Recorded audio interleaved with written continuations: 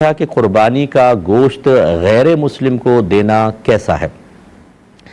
देखें, अगर कुर्बानी किसी शरई फ़कीर ने की है, यानी जिस पर कुर्बानी वाजिब ना हो, लेकिन फिर भी वो कुर्बानी की नीयत से जानवर ख़रीद कर ले आता है, तो उस पर उसी जानवर की कुर्बानी करना वाजिब हो जाता है।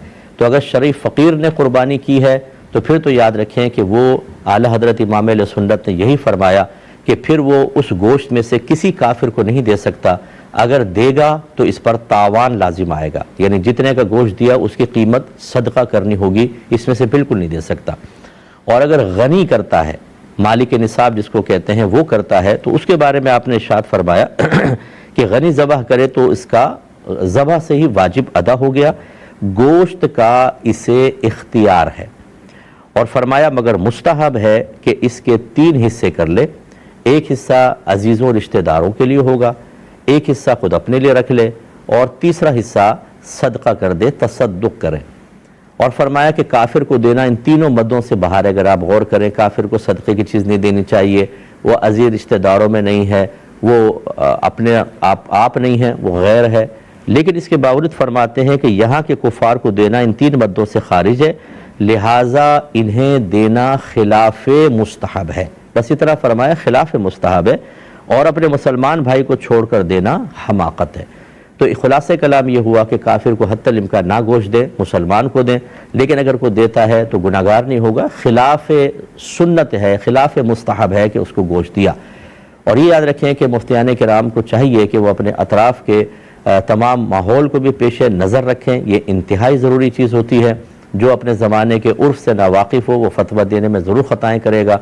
अब ऐसा माहौल बन चुका है बाज़ जगहों पर, मैं नाम नहीं लेता हूँ, बाज़ जगहों पर कि वहाँ कुर्बानियाँ हो रही होती हैं और अतराफ़ में बहुत सारे घर गैर मुस्लिमीन के होते हैं, और उनके साथ लेन देन का मामला कायम रखना एक मुसलमान के लिए इंतहाई ज़रूरी होता है।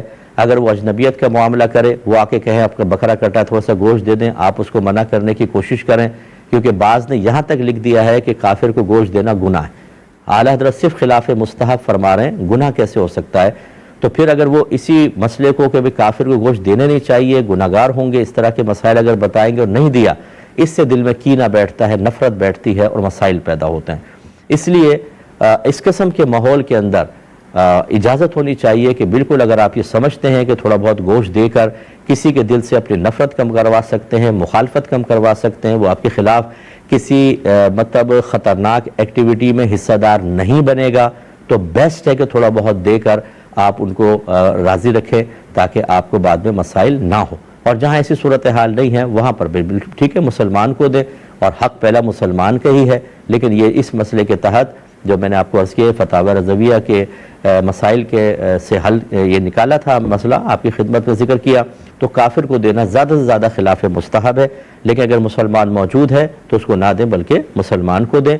और जहाँ ख़तरात हैं, जहाँ आपको समझते हैं कि देने से बहुत ही कोई फ़ायदे हो सकते हैं और ना देने से शदीद नुकसान हो सकता है, वहाँ भी देना बिल्कुल तय्यब और हलाल है, और इसमें कोई मसला नहीं।